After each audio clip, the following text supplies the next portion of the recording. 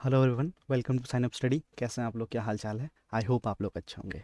तो आज का टॉपिक है सोलर सिस्टम। सोलर सिस्टम का ऑलरेडी मैंने दो पार्ट्स करवा चुका है, ठीक है। और ये जो क्लास होगा ये सोलर सिस्टम का तीसरा भाग होगा, ठीक है।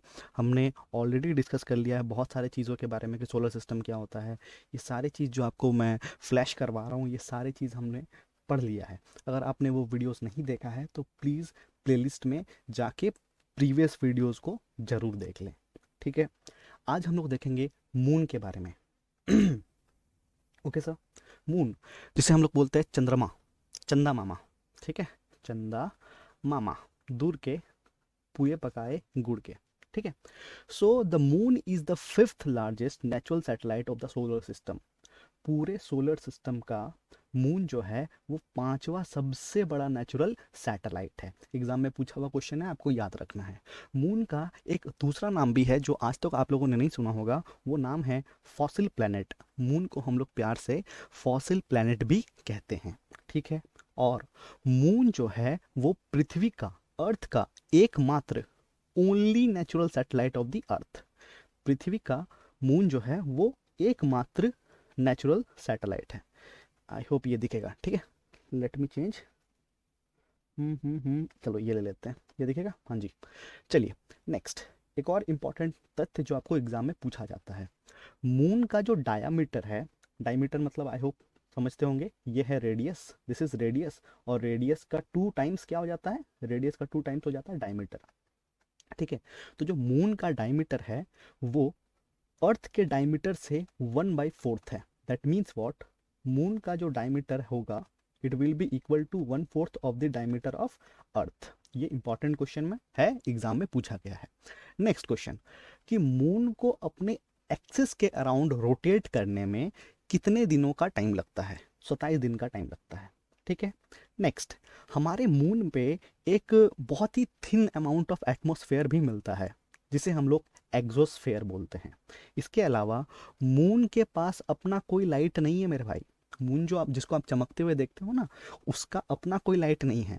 सूरज की रोशनी के बदौलत वो चमकते हैं। जैसे लड़कियां होती है ना, उनका अपना कोई ग्लो नहीं है, वो लाली लिपस्टिक लगा के, फाउंडेशन लगा के वो लोग चमकती हैं। आप लोग को लगता है कि वो नेचुरल सुंदरता है। नहीं भैया, मून से सीखिए, वो नेचुरल सुंदरता नहीं है। इसका जो सुंदरता है, जो चमक है, जो लाइट आपको देखने को मिल रहा है, ये बिकॉज ऑफ द सन, सन की वजह से देखने को मिल रहा है। इसके अलावा आपको और क्या याद रखना है भाई साहब?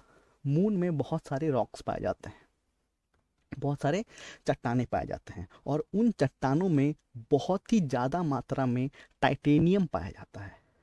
क्या पाया जाता है? टाइटेनियम, ठीक है। बढ़ते हैं आगे। Next, full moon. Full moon का क्या मतलब होता है? आप लोगों ने बचपन से सुना होगा। क्या सुना होगा सर? एक सुना होगा अमावस्या, और एक सुना होगा पूर्णिमा। सुना है सर? फुल मून को हिंदी में पूर्णिमा बोलते हैं, ठीक है। क्या बोलते हैं मेरे भाई? पूर्णिमा। और न्यू मून जो है, न्यू मून, इसको बोलते हैं अमावस्या, इसको बोलते हैं अमावस्या। क्लियर? तो सबसे पहला चीज, फुल मून। पूर्णिमा को क्या होता है सर? अपने दिल पे हाथ रख के बोलो।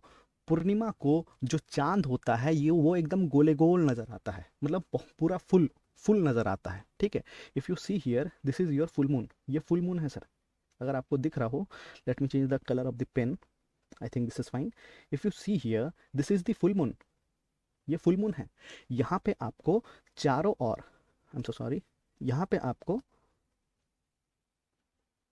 एक सेकंड, हाँ जी, यहाँ पे आपको जो मून है वो कंप्लीट विजिबल हो रहा है, ठीक है।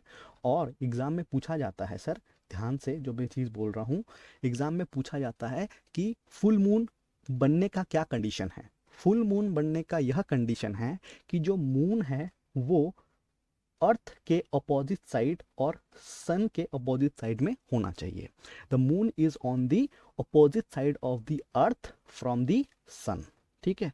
ये अर्थ है और सन से मून जो है वो अपोजिट साइड में है, तभी फुल मून का क्रिएशन होगा। ये एक इम्पॉर्टेंट कंडीशन है, ठीक है। नेक्स्ट, अब आप मुझसे पूछो कैसे होगा? तो ऑब्वियस सी बात है ना, ये जो सन है इसका पूरा लाइट मून को मिलेगा, और इधर जो नाइट हो रहा है, यहाँ पे नाइट वाले फुल मून का मज़ा ले पाएंगे। ठीक है, इसके अलावा अच्छा एक और तथ्य है जो एग्जाम में पूछा जाता है कि दो फुल मून के बीच में कितना टाइम पीरियड होता है। ठीक है, दो फुल मून के बीच में कितना टाइम पीरियड होता है, 29 दिन का टाइम लगता है सर। दो कंजिक्यूटिव फुल मून बनने के लिए 29 डेज का टाइम लगता है। इसके अलावा सर न्यू मून क्या होता है, अमावस्या। अमावस्या को क्या होता है, अमावस्या को हमें चंद्रमा देखने को नहीं मिलता है। ठीक है, भूत आता है उस दिन। ठीक है, तो इसका क्या कंडीशन है, इसका यह कंडीशन है कि मून जो है वो अर्थ और सन के एकदम बीचों बीच आ जाता है। ठीक है, तो न्यू मून बनने का जो कंडीशन है, moon is directly between the earth and the sun, पृथ्वी और सूर्य के बीच में आ जाता है चंद्रमा, और इस वजह से न्यू मून का फॉर्मेशन होता है।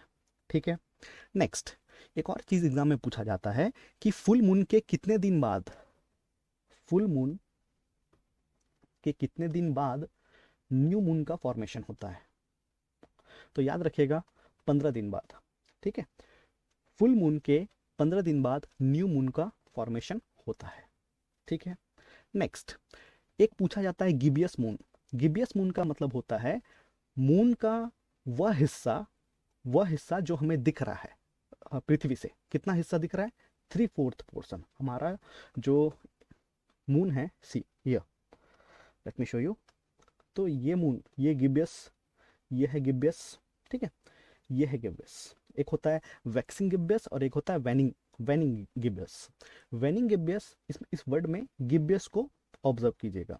ये जो गिब्यस है, गिब्यस मून का खासियत ये है कि ऐसा मून जिसका 3/4 हिस्सा हम लोग पृथ्वी से देख सकें, उस मून को हम लोग गिबियस मून का उपाधि देते हैं। इसके अलावा ब्लू मून क्या होता है, blue eyes hypnotise. Blue moon का मतलब होता है एक मून के बाद आने वाला, सेम मंथ में फर्स्ट मून के बाद सेकेंड फुल मून जो आता है उसको हम लोग बोलते हैं ब्लू मून। क्या मैं समझा पाया, the second full moon that comes in the same month is known as blue moon. ठीक है, इसके अलावा एक और तथ्य एग्जाम में पूछा जाता है कि फर्स्ट स्पेस मिशन कौन सा था, फर्स्ट स्पेस मिशन कौन सा था जो कि मून पे सक्सेसफुली लैंड किया था। तो वो था लूना 9।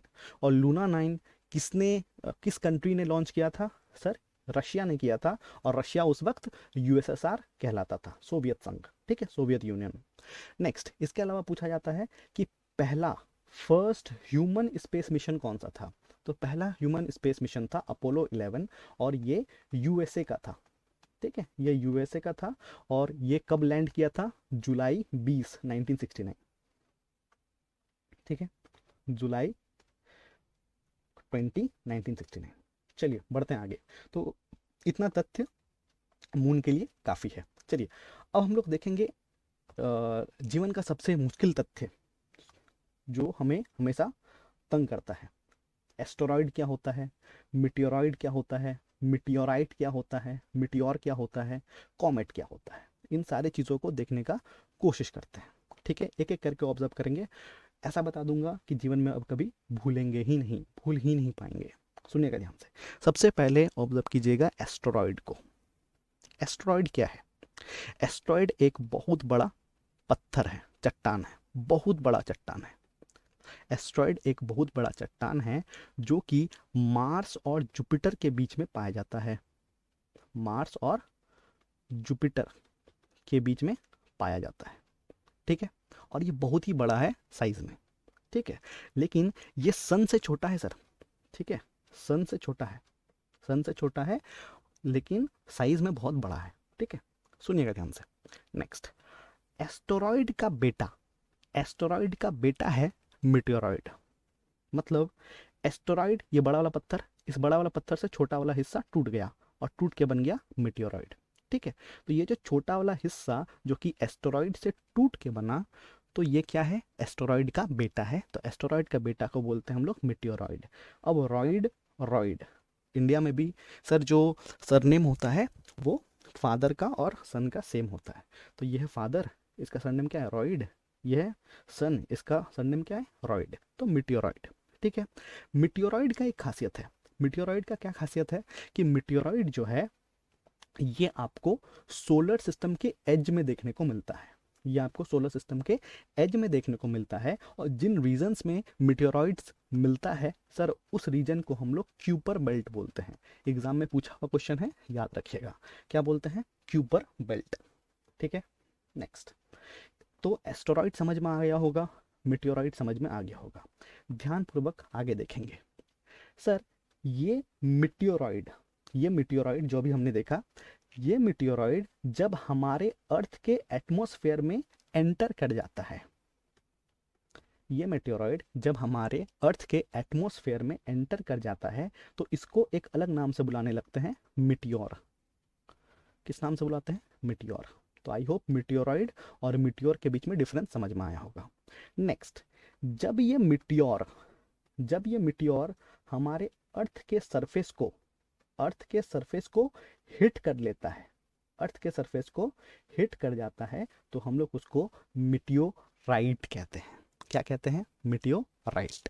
तो एक और बार फिर से आते हैं, ध्यान से देखिएगा सर। एस्टेरॉइड क्या है? एक बहुत बड़ा पत्थर जो कि मार्स और जुपिटर के बीच में पाया जाता है। मिटियोरॉइड क्या है? एस्टेरॉइड का वो छोटा सा हिस्सा जो कि टूट के अलग हो गया है और ये सन के करीब या फिर सोलर सिस्टम के एजेस में देखने को मिलता है। इसके अलावा ये क्यूपर बेल्ट्स में पाया जाता है। सर, मिटियोरॉइड जब हमारे एटमॉस्फेयर में एंटर कर जाता है तो उसको हम लोग मिटियोर कहते हैं, और वही मिटियोर जब अर्थ के सरफेस को हिट कर जाता है तो उसको हम लोग मिटियोराइट कहते हैं। आई होप क्लियर होगा, बहुत ही इजी चीज़ है। चलिए बढ़ते हैं। तो जैसा कि मैंने आपको ऑलरेडी बता दिया कि एस्टेरॉइड कौन कौन से प्लैनेट के बीच में पाया जाता है, मार्स और जुपिटर के बीच में पाया जाता है। इसके अलावा एस्टेरॉइड कौन कौन से होते हैं, कुछ एग्जाम्पल्स याद रखेंगे, एग्जाम में काम आएगा। Ceres, Vesta, Pallas, Hygiea. तो ये 4-5 एस्टेरॉइड्स हैं जो आपको याद होना चाहिए। इसके अलावा हम लोग देखते हैं हम लोग देखते हैं कॉमेट। कॉमेट क्या होता है? कॉमेट जी, ये जो नाम देख रहे हैं आप, ये नाम आया है एक ग्रीक वर्ड से। एग्जाम में पूछा हुआ क्वेश्चन है कि कॉमेट वर्ड जो है ये किस लैंग्वेज से आया है? ये ग्रीक लैंग्वेज से आया है। ग्रीक लैंग्वेज में एक वर्ड है कॉमेट्स। सी, ये ग्रीक लैंग्वेज है, और ग्रीक लैंग्वेज में इसका मतलब होता है लॉन्ग हेयर्ड। ठीक है, लंबा, लंबा सर, लंबा। ठीक है, लंबा सा। तो कॉमेट जो वर्ड है ये ग्रीक लैंग्वेज से लिया गया है। ठीक है, एक और तथ्य क्या याद रखना है आपको कि कॉमेट का जो टेल है, कॉमेट का जो पूंछ है, ये आपको सन के अपोजिट साइड या फिर सन से दूर नजर आएगा, अवे फ्रॉम द सन नजर आएगा। ठीक है, इसके अलावा एक बहुत ही फेमस कॉमेट है जिसका नाम है हेलीज कॉमेट। क्या नाम है भाई साहब? हेलीज कॉमेट। हेलीज कॉमेट में क्या खासियत है कि ये हर 75 साल में पृथ्वी से दिखाई देता है, और लास्ट टाइम ये 1986 को दिखाई दिया था, और अब ये कब दिखाई देगा? 2061 2061 को दिखाई देगा। ठीक है, तो आप 2061 2061 को कितने साल के हो जाएंगे ये मुझे बताना, और हम रहेंगे भी कि नहीं रहेंगे हमें पता नहीं। ठीक है सर। सो आज के लिए इतना ही, इस टॉपिक में इतना ही पढ़ना था हमें। अब हम लोग नेक्स्ट टॉपिक को कंटिन्यू करेंगे। Thank you so much. अगर वीडियो अच्छा लगे then please like, share and subscribe and share with your friends and family. Thank you so much. Good night. Bye bye.